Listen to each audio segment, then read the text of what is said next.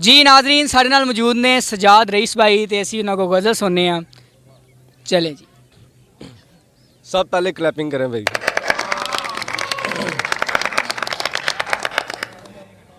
गुलाम अली साहब की गज़ल है, वो आपको सुनाने वाला हूँ। ठीक है। हाँ, शाम से दिल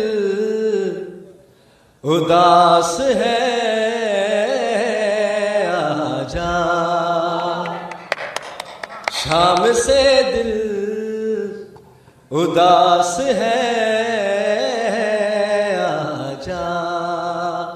आज फिर तेरी प्यास है, आजा।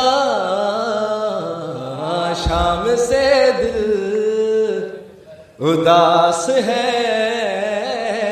आजा आजा आजा। मैं फकत सांस ले रहा हूँ यहाँ, मैं फकत सांस ले रहा हूँ यहाँ। जिंदगी तेरे पास है, आजा। शाम से दिल उदास है,